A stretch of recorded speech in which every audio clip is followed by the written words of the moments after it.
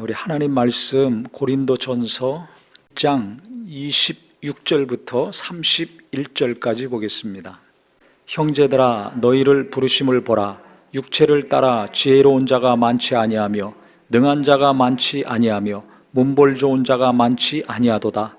그러나 하나님께서 세상에 미련한 것들을 택하사 지혜 있는 자들을 부끄럽게 하려 하시고 세상에 약한 것들을 택하사 강한 것들을 부끄럽게 하려 하시며 하나님께서 세상에 천한 것들과 멸시받는 것들과 없는 것들을 택하사 있는 것들을 폐하려 하시나니 이는 아무 육체도 하나님 앞에서 자랑하지 못하게 하려 하심이라.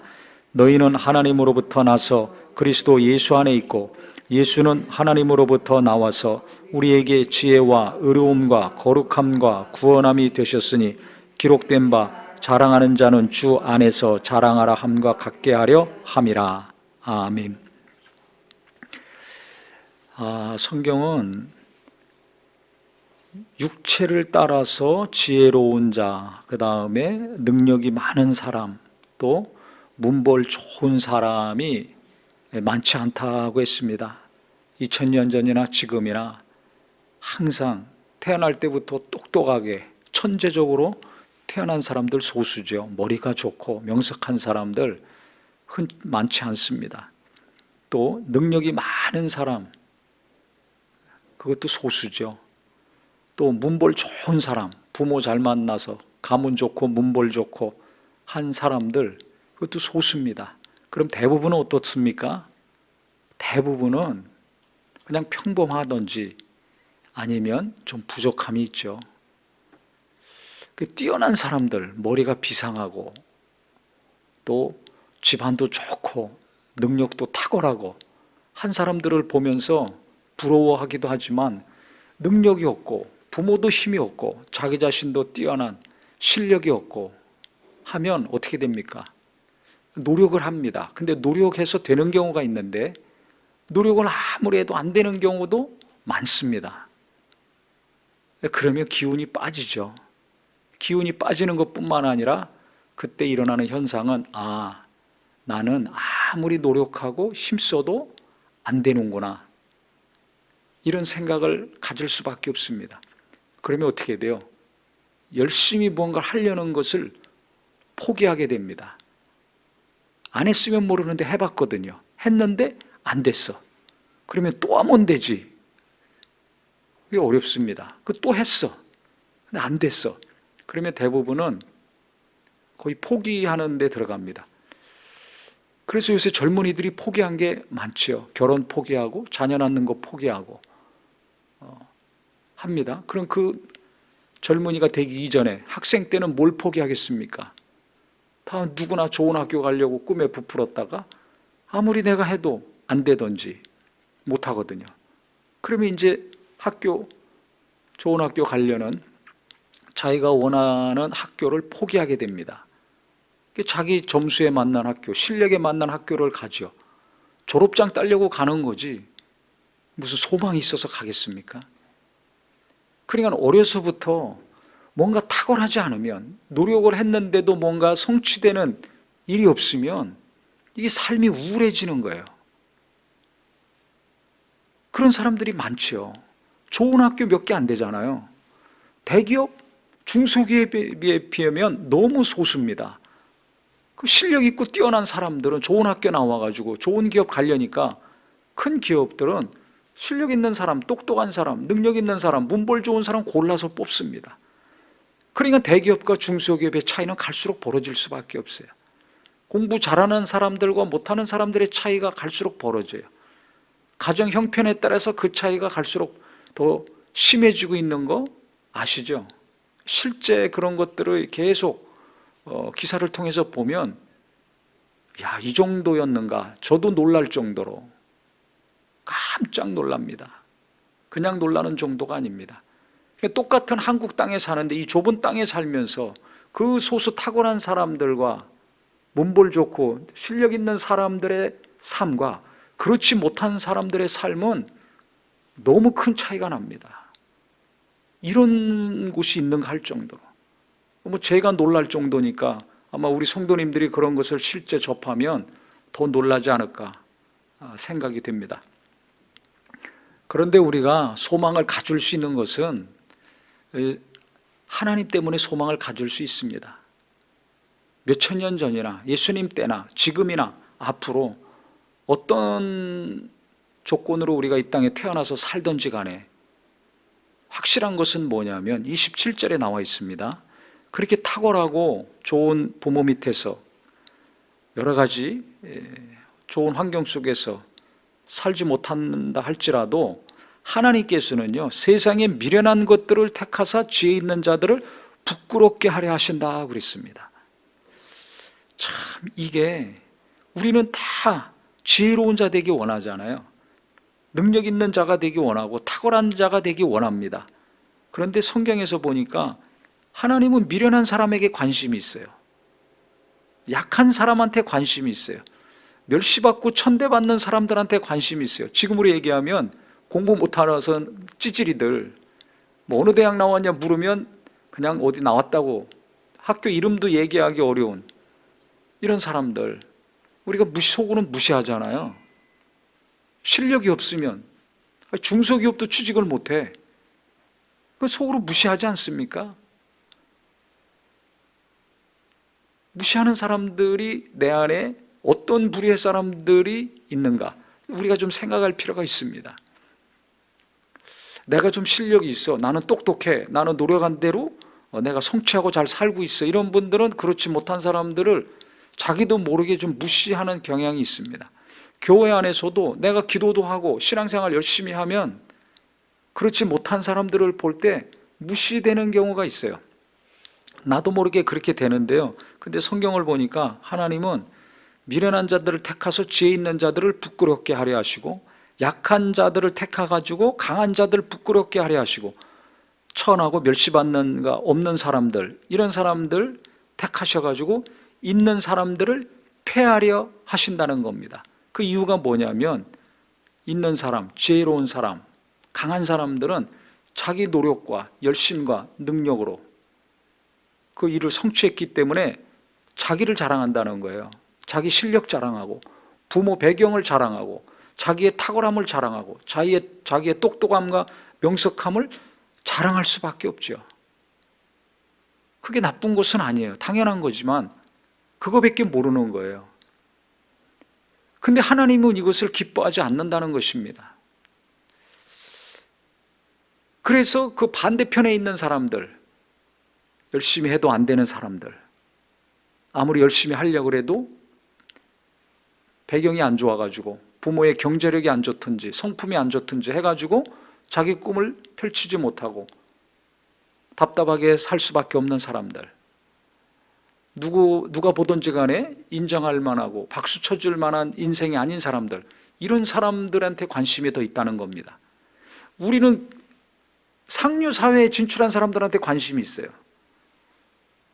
근데 하나님 그 반대편에 있는 사람들, 한숨 쉬고 탄식하며 뭔가 그 사람들을 보면서 좌절하고 포기하는, 절망에 빠진 사람들에게 더 관심이 있다는 겁니다. 그래서 그 사람들을 가까이 하시고 그 사람들을 부르시고 택하셔서 그 미련한 자들에게, 답답한 자들에게 지혜를 주신다는 거예요. 그러면 무슨 일이 일어납니까? 이 사람들은 내가 도무지 이런 일을 할 수 없다는 걸 누구보다 잘 알아요. 나는 이럴 지혜도 없고 실력도 없고 의지도 없고 돈도 없고 백도 없다는 걸 알아요. 근데 하나님이 그들을 통해서 하나님의 지혜를 나타내 주시고 하나님의 강함을 나타내 주시고 하나님의 능력을 부어 주신다는 겁니다. 그러면 무슨 일이 일어납니까? 하나님의 지혜가 임하고 능력이 임하고 힘이 임하여서 어떤 일을 했을 때 그 사람은 알죠. 내 힘으로 안 되는데 하나님이 도우셔서 됐다는 걸 누구보다 잘 압니다. 그때 나타나는 게 뭡니까? 간증이라고 하죠. 주님이 하셨습니다. 나는 못하는데 하나님이 하셨습니다. 주님을 자랑하게 되고 주님을 높이게 됩니다. 저는 이 말씀이 너무 은혜가 되고 소망이 됩니다. 아무리 격차가 많이 벌어지고 갈수록 더 벌어질 수밖에 없는 이 세상인데요, 이런 세상에서 가진 것이 없고 똑똑하지도 못하고 의지도 약하고 몸도 약하고 돈도 없고 뭐 실력도 변변치 않다, 배경도 훌륭하지 않다, 소망을 가지시기 바랍니다. 왜 그렇습니까? 사람들은 무시하고 우습게 보는데, 집에서도 우습게 보고 무시하는데, 하나님은 관심을 갖고 가까이 하신다는 사실입니다. 그러니까 내가 없고 부족하고 똑똑하지 못하고 실력이 없다 할지라도 내가 하나님의 지혜를 받으면, 그렇게 없는 자들, 부족한 자들, 답답한 자들에게, 소망이 없는 자들에게 더 관심을 가지시는 하나님이 만나주시고 위로해 주시고 지혜와 힘을 주신다면 주님을 자랑할 수 있는 자가 될 수 있다는 것입니다. 나는 못하지만 하나님이 연약한 나를 통해서, 가난한 나를 통해서, 미련한 나를 통해서, 실력 없는 내 자식을 통해서 하나님은 일하시고 영광을 받으시는 분이라는 거예요. 그래서 나나 내 자식이나 내 이웃이나 내 가족이나 내 연약한 성도들이 주님이 함께 하시고 주님이 일하신다면 간증할 수 있는 사람, 하나님을 자랑하고 예수님을 자랑할 수 있는 자가 될 수 있다는 것입니다. 즉 연약한데 하나님이 함께 하시면 강한 자의 삶을 살 수 있다는 것입니다. 내가 힘이 없지만 하나님이 함께 하시면 내가 힘 있는 자의 삶을 살 수 있다는 것입니다. 나는 도무지 할 수 없지만 하나님이 함께 하시면 하는 자, 불가능하지만은 불가능한 삶 속에서 일을 할 수 있는 자가 될 수 있다는 겁니다. 이것을 체험하는 우리 모든 성도가 되기를 바랍니다. 이것은 체험하면요, 이게 무슨 뜻인지 알아요. 근데 이게 체험이 없으면 이게 무슨 소리인지 모릅니다. 성경은 체험했을 때 믿음이 됩니다. 그러니까 이 말씀, 내가 진짜 살 수 없는 사람이다, 나는 아무것도 할 수 없는 사람이라는 고백이 어느 때 나오는 때가 있어요. 육체적으로 무너졌던지, 경제적으로 무너졌던지, 아니면 마음이 무너졌던지, 어떤 일로 말미암아 완전히 무너졌을 때, 내 힘으로 할 수 없구나, 내 능력으로는 할 수 없구나, 내가 아무것도 아니구나, 그걸 깊이 깨달을 때 하나님의 은혜가 폭풍처럼 임합니다. 그걸 하나님이 깨닫게 하셨을 때 하나님을 더 간절히 사모하고 하나님 앞에 진짜 무릎을 꿇게 됩니다. 이게 동시에 일어나는 거예요. 따로따로가 아니라 내가 아무것도 아니구나, 나는 아무것도 못하는구나, 그러면 슬프죠. 얼마나 슬픈지 몰라요. 눈물이 납니다. 왜 내가 아무것도 아니냐, 이거 얼마나 슬픈 일이에요. 내가 그래도 뭐 좀 하는 사람인 줄 알았는데, 그래도 뭔가 좀 했는데 아무것도 아니, 그 옛날 얘기지. 지금 나는 아무것도 아니에요. 아무것도 못해. 이걸 깨달으면 대단히 마음이 슬퍼집니다. 진짜 눈물 납니다. 절망입니다. 그런데 그 슬픔과 절망과 그 가난한 심령 가운데 하나님이 함께 하세요. 그래서 저는요, 심령이 가난한 자 복이 있나니 천국이 저희 것이며, 왜 예수님이 이것을 제일 먼저 말씀하셨는가? 너무 실감이 됩니다. 얼마나 예수님이 오셔서 하실 말씀이 많겠어요. 얼마나 중요한 말씀이 많겠습니까? 우리도 누구 만나면 얼마나 할 얘기가 많습니까? 얼마나 중요한 게 많겠습니까? 그런데 예수님이 제일 먼저 그 말씀을 하셨어요. 왜 그 말씀을 하셨을까? 너무 이해가 돼요. 주님이 보셨을 때 우리는 너무나 다 약한 자들이에요. 너무나 약한 자들이에요. 너무나 미련해요. 우리끼리 보니까 뭐 능력이 있네 없네, 잘 사네 못 사네, 뭐 똑똑하네 미련하네 하죠. 주님이 보실 때는, 예수님이 보시고 하나님이 보실 때는 다 약한 자예요. 다 미련한 자예요. 그러니까 하나님 떠나서 우상 섬기고 자꾸 딴짓하죠. 엉뚱한 짓 하면서 본인들은 믿음 좋다고 그냥 힘주고 살죠. 이게 얼마나 미련합니까? 자기 자신을 모르는데, 실상을 모르는데. 그리고 믿음 지속을 못하잖아요. 우리가 성경 봐도 알지만 그렇게 하나님의 은혜와 능력을 맛보고도 원망하고 불평하고 우상을 섬기고, 이게 계속 반복되지 않습니까? 제자들도 얼마나 약합니까?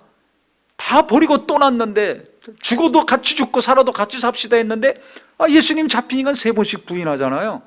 다른 제자들은 도망가잖아요. 이 믿음이 있는 겁니까? 의리가 있는 겁니까? 너무 약해요. 너무 약해요. 이게 우리의 실상입니다. 그냥 주님이 보실 때는 너무 약해, 너무 미련해, 진짜 몰라. 우리끼리 뭐 똑똑하네, 뭐 명석하네, 천재네 하지만 주님이 보실 때는 다 거기서 거기에요. 불쌍한 사람이에요. 그러니까 그걸 깨닫는 사람, 아, 내가 아무것도 모르는구나. 아, 내가 진짜 연약한 사람이구나. 아, 나는 진짜 어찌할 수밖에 없는 죄인이구나. 하나님의 은혜가 없이는, 하나님의 도우심이 없이는 내가 제대로 설 수도 없는 사람이구나.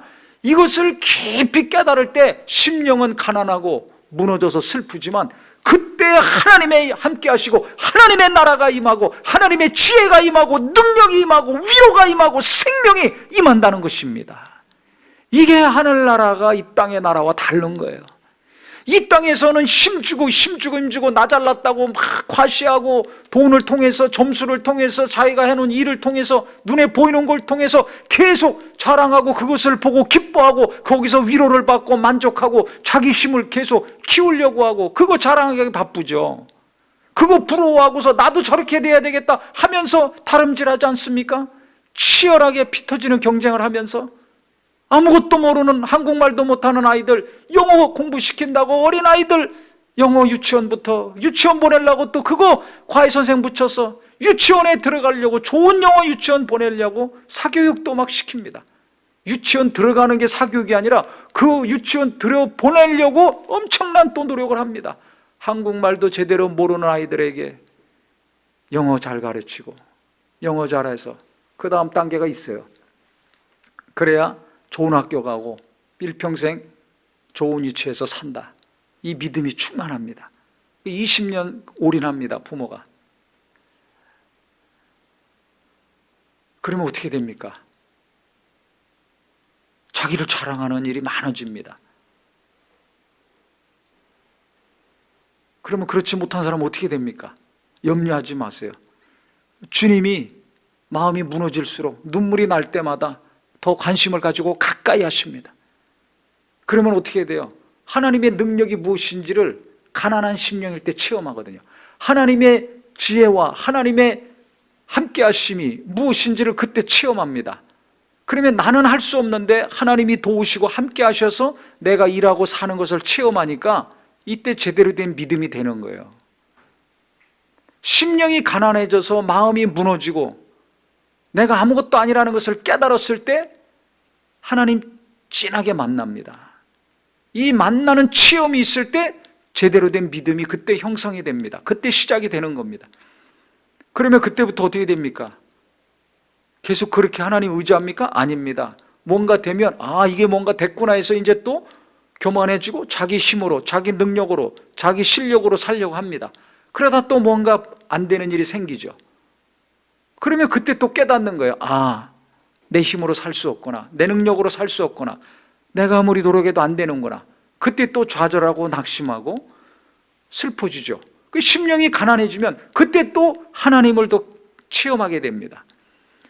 그래서 내가 무너질 때마다, 심령이 가난할 때마다 하나님의 은혜를 체험하고 하나님의 함께 하심을 체험하는 이 체험이 계속될 때 그 사람이 하나님을 신실하게 의지하는 믿음의 사람이 됩니다.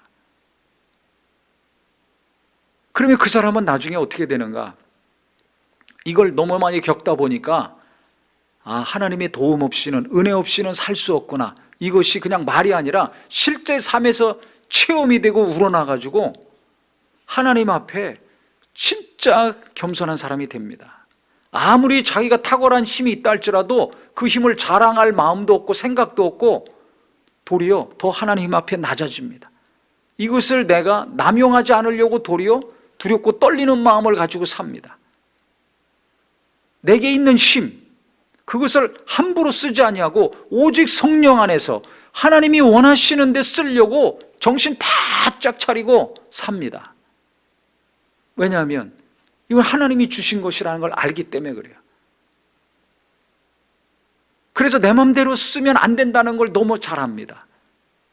주님의 영광을 위해서, 주님의 이름을 위해서 써야 된다는 걸 너무나 잘 압니다. 이거 생각이 다른 거예요. 그것이 돈일 수도 있고 어떤 위치일 수도 있고 실력일 수도 있습니다. 근데 그걸 함부로 쓰지 않습니다. 자랑하지 않습니다.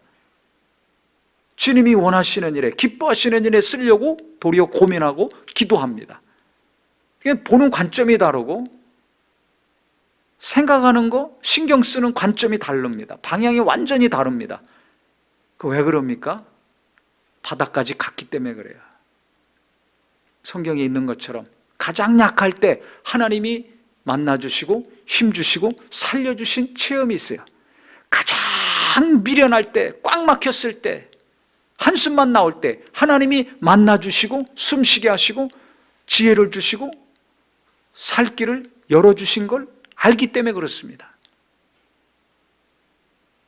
내가 도무지 할 수 없는데 하나님이 힘주셔서 하나님 일도 하고 가정 일도 하고 직장에서 일도 하고 사업도 하게 하셨다는 걸 자기는 알거든요.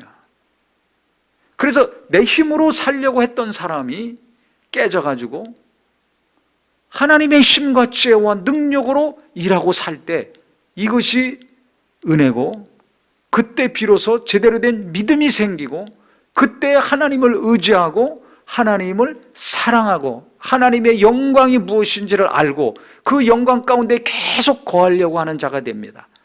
그 다음에 나를 자랑하고 나를 과시하고 내가 인정받으려고 하는 마음보다 그 주님의 놀라운 은혜와 영광을 자랑하고 그것이 계속 내게 머물기 원하고 그것이 다른 사람에게도 이루어지기를 원하는 마음을 가지고 삽니다. 그 주인공이 나였는데 예수님이 되는 거예요.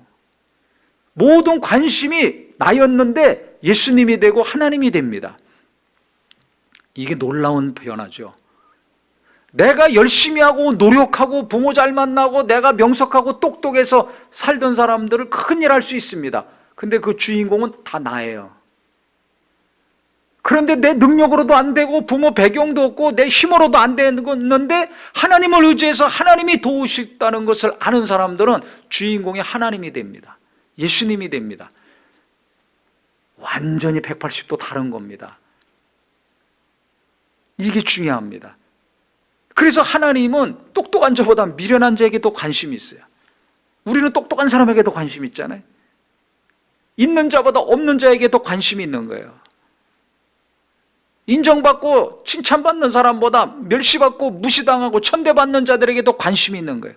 그래서 실제 한국교회도 언제 부흥했습니까? 가난할 때, 나라가 못 살 때, 경제 수준도 낮고 교육 수준도 낮을 때 간절히 하나님을 의지했어요. 뭐 내 힘으로 할 수 있는 게 별로 없으니까 하나님 찾는 거 아닙니까? 밤새 기도하고 금식하며 기도하고 부르짖어 기도하고 새벽에 기도하고. 그러니 하나님 만나는 사람들이 많고 하나님의 능력과 지혜와 힘으로 일하는 사람들이 많고 그런 때 교회가 부흥하고 나라도 성장했거든요. 근데 지금 경제 수준, 교육 수준 높아지니까 다 똑똑해요. 다 실력 있고 다 힘 있어. 하나님 의지하는 힘이 약합니다. 다 자기가 똑똑하다고 생각하는데, 다 내가 뭐 좀 했다고 생각하는데 심령이 가난하지 않아요. 근데 진짜 없어 보세요. 심령이 가난할 수밖에 없어요. 진짜 먹을 거 없고 입을 것이 없고 공부할 수 없고 학교 갈 수도 없고 진짜 가난할 수밖에 없죠. 심령이 오직 믿고 의지할 뿐 하나님밖에 없습니다. 기도가 달라요. 성경을 보는 눈이 다릅니다. 그러니 얼마나 하나님이 역사하셨겠어요. 그래서 복 중에 복은 시간이 가면 갈수록 제가 생각하고 깨닫게 되는 것은 심령이 가난한 게 복이구나. 저 개인적으로도 무너지고 깨지고 박살나서 슬프고 눈물이 앞을 가리지만 그렇게 심령이 가난할 때 제일 깊고 진한 강력한 하나님의 은혜와 능력을 체험합니다. 힘이 있어서 막 역사할 때가 아니에요. 완전히 힘 빠져가지고 내가 아무것도 아니구나, 아무것도 할 수 없구나 깨달아서 눈물 나올 때, 그때 하나님의 은혜가 폭풍같이 밀려옵니다. 신기하죠? 내가 죽을 때 예수님은 역사하시더라고요. 내가 재료가 됐을 때 성령님이 100% 역사하시더라고요. 그러면 그때 하나님이 뭔가 일을 하세요. 그러면 나는 할 수 없는데 하나님이 함께 하셔서 이 일을 했구나. 하나님을 더 의지할 수밖에 없습니다. 제가 이런 얘기하는 거는요, 성경에도 있지만 이 말씀이 사실이기 때문에 그렇습니다. 그래서 우리 성도님들 갈수록 뭐 잘 나가는 분은 괜찮겠지만 뭐 하는 것마다 잘 안 되고 머리도 안 따라가고 몸도 안 따라가고 뭐 열심히 했는데 되는 것도 없고, 야, 벌어놓은 것도 없고, 젊은 사람들 부모 백도 없고 뭐 물려받을 것도 없고, 그걸 어떻게 삽니까? 사람들 보면 막 똑똑하고 뭐 머리 좋은 사람들, 실력 있는 사람들 보면 몇 년 만에 뭐 그냥 차이가 나랑 확 너무 많이 벌어지고 있잖아요. 그럼 가만히 있어도 힘 빠지잖아요. 박탈감 느끼잖아요. 우울해지잖아요. 그때 하나님 만나는 큰 은혜가 있기를 바랍니다. 심령이 슬퍼지고 우울해지고 이것저것 포기하는 상황에 닥쳤을 때 하나님은 나에 대해서 더 관심이 있어요. 그래서 내 심령이 무너지고 슬퍼지고 괴로우면 괴로울수록 우리 하나님께 나아가는 자가 되기를 바랍니다. 그때 하나님 진하게 만날 수 있는 절호의 기회입니다. 오늘 말씀이 이루어지는 걸 그때 체험할 수 있어요. 하나님이 나를 강하게 하시고 하나님이 나를 능력 있게 하시고 하나님이 나를 힘있게 하시는 역사가 이루어지는 기회입니다. 그 기회를 놓치지 말고 기도하면서 예배하면서 하나님 말씀 붙들고 묵상하면서 체험하는 저와 우리 모두가 되기를 주님의 이름으로 축원합니다. 그래서 나를 보면 살 소망이 없어요. 내 실력과 내 정말 재능을 보고 내가 현재 누리고 있는 것을 보면 소망이 없습니다. 하지만 이 연약한 자를 통해서 하나님은 강하게 하시고 힘있게 하시고 영광 받으시고 내 입을 통해서 하나님을 자랑하게 하시려고 하신다는 걸 생각한다면 새 힘이 날 수 있습니다. 이것이 우리의 소망이 되고 믿음이 되기를 예수 이름으로 축원합니다. 우리 자녀들이 형편없습니까? 내가 봐도 한심스럽습니까? 어떻게 살지 정말 앞날이 깜깜합니까? 너무 염려하지 맙시다. 왜냐하면 그 연약한 자 하나님이 강하게 하시고 힘있게 하시고 그 아무것도 할 수 없는 자를 통해서 하나님은 하나님의 이름이 영화롭게 되는 것을 원하시기 때문에 그래요. 그런 자들을 택하셔서 그 일을 하시겠다는 것입니다. 그러니까 중요한 것은 내가 한숨만 쉴 것이 아니라 주님, 내 자녀를 만나 주시옵소서, 나를 만나 주시옵소서. 가장 연약할 때, 힘이 없을 때, 무기력할 때, 마음이 무너질 때, 슬퍼서 눈물이 앞을 가릴 때 주님 만나주시고 그에게 힘을 주시고 능력도 주시고 하나님의 살아계심을 나타내 주시옵소서. 그리하여 나는 할 수 없지만, 내 자식도 할 수 없지만 하나님이 하셨다고 하는 이 자랑을 내가 하게 하여 주시옵소서. 간절히 기도하는 이 밤이 되기를 바랍니다. 언젠간 하나님은 그 일을 이루어 주실 것입니다. 내게 이루어 주시고 내 자녀들에게 이루어 주시고 우리 연약한 자들에게 반드시 이루어 주실 것입니다. 교회는 그런 자들을 통해서 지금까지 생명을 이어왔습니다. 믿음은 바로 그런 사람들을 통해서 약할 때 강함을 주시는 하나님, 없는 자들에게 힘을 주시는 하나님을 체험한 자들을 통해서 기도가 이어지고 예배가 이어지고 예수님이 증거되어 왔어요. 힘있던 자들, 예수 믿다가 타락한 경우가 많습니다. 죽는 날까지 나는 아무것도 할 수 없구나, 나는 너무나 실력이 없구나, 나는 진짜 쓸모없는 사람이구나. 그런데 이런 자를 주님이 구원해 주셨구나, 사랑해 주셨구나, 만나 주셨구나. 이것을 깊이 깨닫는 자들이 예수를 증거했고 복음을 증거하다 순교당했고 예배를 했고 기도를 했고 누군가를 위해서 선한 일을 한 것입니다. 주님을 만나면 관점이 바뀌고 행동이 바뀝니다. 세상이 어떻게 변하든지 간에 약할수록 주님 만나는 진한 체험을 통하여서 계속 이 땅에 선한 영향력을 발휘할 수 있는 저와 우리 모든 성도들이요 교회가 되기를 주님의 이름으로 축원합니다. 기도하겠습니다.